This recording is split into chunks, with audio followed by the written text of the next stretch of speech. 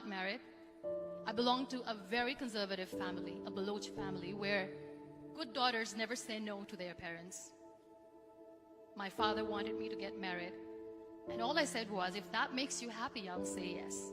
And of course, it was never a happy marriage. Just about after 2 years of getting married, about 9 years ago, I met a car accident. Somehow my husband fell asleep and the car fell in the ditch. He managed to jump out, saved himself. I'm happy for him. But I stayed inside the car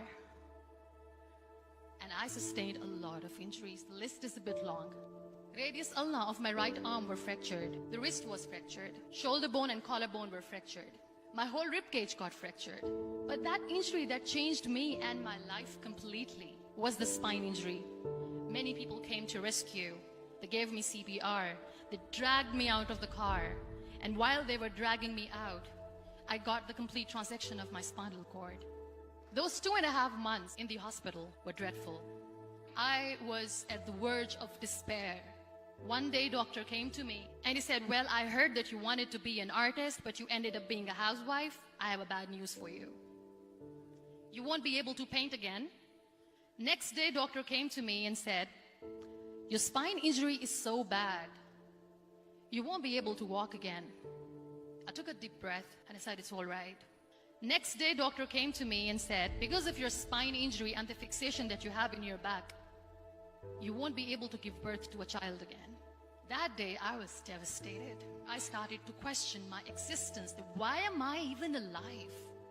So what kept me going was, one day I asked my brothers, I know I have a deformed hand, but I'm tired of looking at these white walls in the hospital and wearing these white scrubs. Bring me some colors, bring me some small canvas. I want to paint. So the very first painting I made was on my deathbed, where I painted for the very first time. What an amazing therapy it was. Without uttering a single word, I could paint my heart out. I could share my story.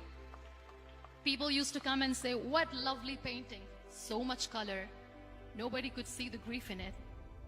Only I could. And that day I decided that I'm going to live life for myself. I am not going to be that perfect person for someone. I am just going to take this moment and I will make it perfect for myself. That I'm going to fight my fears. So I wrote down one by one all those fears. And I decided that I'm going to overcome these fears one at a time. You know what was my biggest fear? Divorce. But the day I decided that this is nothing but my fear, I liberated myself by setting him free. And I made myself emotionally so strong that the day I got the news that he's getting married, I sent him a text that I'm so happy for you and I wish you all the best. And he knows that I pray for him today. Number 2 was, I won't be able to be a mother again. And that was quite devastating for me. But then I realized there are so many children in the world, all they want is acceptance. So there is no point of crying, just go and adopt one. And that's what I did.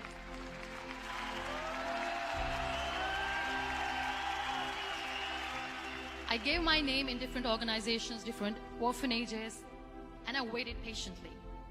2 years later, I got this call from a very small city in Pakistan. I got a call and they said, are you Muniba Mazari? There is a baby boy and would you like to adopt? I could literally feel the labor pain. I said, yes, yes, I am going to adopt him. I am coming to take him home. And that day, I was 2 days old, and today he's 6. You know, when you end up being on the wheelchair, what's the most painful thing?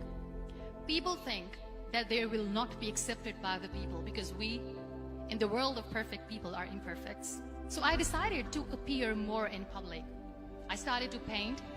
I have done a lot of modeling campaigns.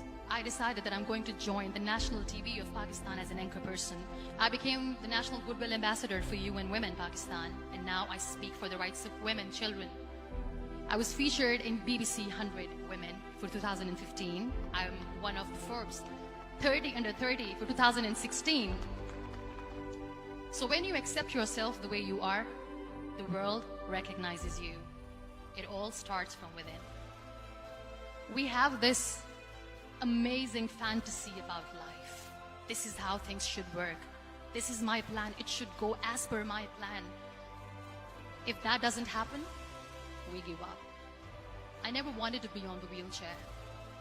Never thought of being on the wheelchair. This life is a test and a trial, and tests are never supposed to be easy. So when you are expecting ease from life, and life gives you lemons, then you make the lemonade, and then do not blame life for that. It is okay to be scared. It is okay to cry. Everything is okay, but giving up should not be an option. They always say that failure is not an option. Failure should be an option, because when you fail, you get up, and then you fail, and then you get up, and that keeps you going. Embrace each and every breath that you are taking. Celebrate your life. Live it. Don't die before your death. Real happiness lies in gratitude. So be grateful, be alive, and live every moment.